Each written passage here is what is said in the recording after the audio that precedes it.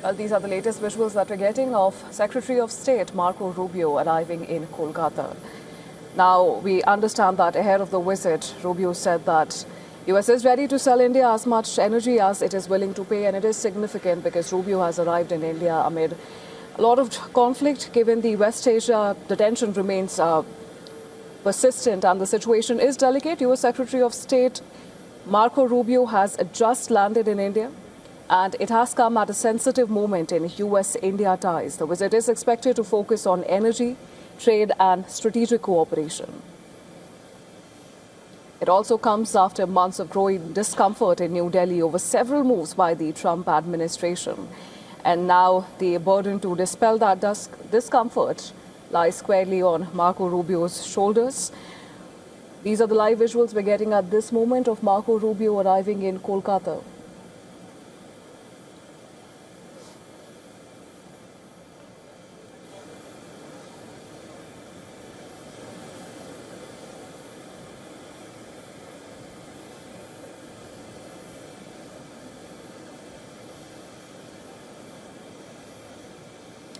And to give us more details, our correspondent Susan Tehrani is joining us on the phone line. Susan, this is a significant visit. Tell us more.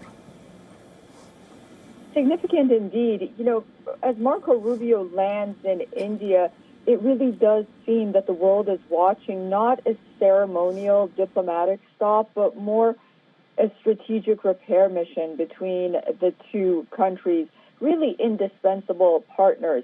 Of course, the optics on the one hand of this for which he arrived in Kolkata. He's going to go to Agra, Jaipur, and of course New Delhi. It will project warmth. It will project civilizational outreach. But beneath this choreography is really a deeper geopolitical purpose, at least for the United States, and that's restoring the momentum of the Indo-U.S. relationship that some believe has somewhat drifted because of the tariffs, because of energy security that India is not really enjoying right now because of the closure of the Strait of Hormuz, but also, just such a delicate moment in global politics that the two sides understand that they need each other more than ever. On the one hand, you have the Chinese military expansion that neither the United States or India is keen to watch. You have the Ukraine war ongoing.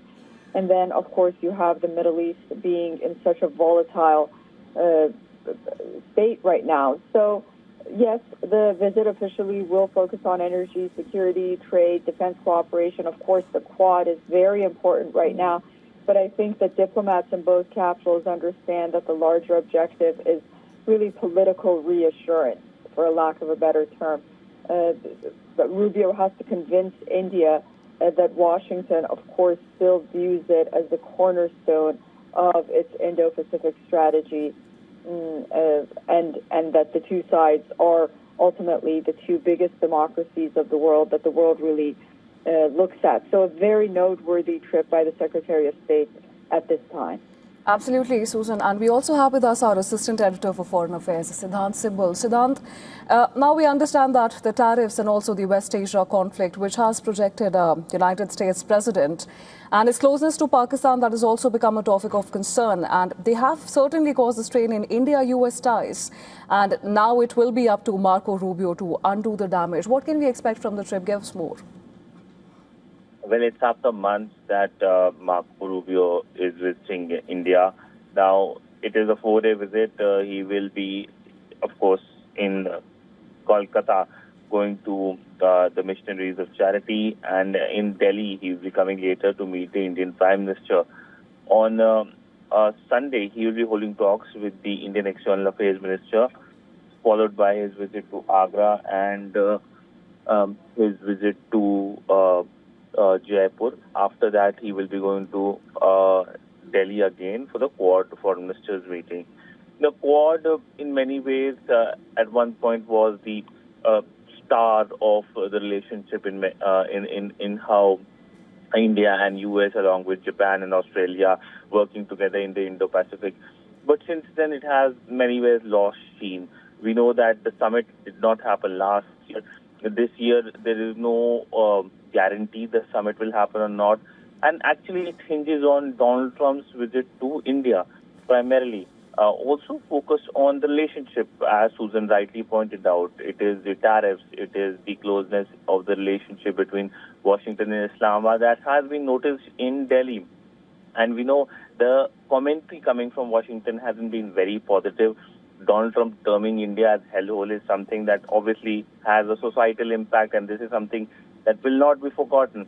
We saw the Democrats introducing a resolution condemning it, and also this resolution pointed out as to how this is something that should be refrained. But these are comments, wordings that is something that is not only noticed and remembered by the political class, but by the own man here in India. So there are more ifs and buts in the relationship today than I would say before Trump came into presidency.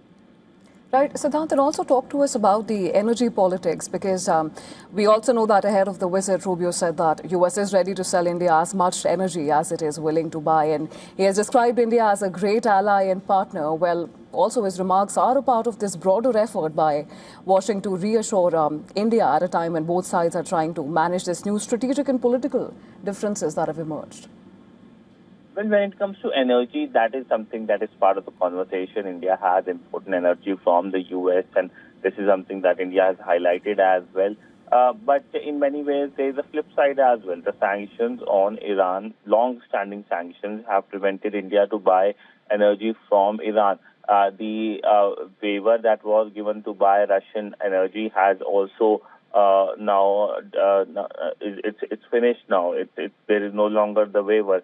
And of course, India buying Russian energy is something that has been criticized by Donald Trump himself. He has threatened tariffs on India for importing Russian energy, whatever might be the reason, because at one point we know that the previous administration actively had supported India to buy Russian energy, primarily because the fact that it keeps the global energy prices lower. So there is a dichotomy in many sense when it comes to the U.S. administration. But yes, energy remains an important element of the relationship. That is something that he will be talking about. In fact, last week there was a delegation when it comes to U.S. that came to India for conversation on nuclear energy, even as India has passed a new bill called Shanti Bill that calls for more private sector participation in India's nuclear energy domain. So there is, of course, conversation. There is, of course, a hope on more energy collaboration and cooperation. But there are, of course, as always, like in other parts of the relationship, thorny issues. Right, Siddhant, and of course, this is a very significant visit, and it has come at a very consequential time. Thank you so much for getting us all those details. That was our Assistant Editor for Foreign Affairs, Siddhant Sibbul, and our correspondent, Susan Tehrani, joining us on the broadcast.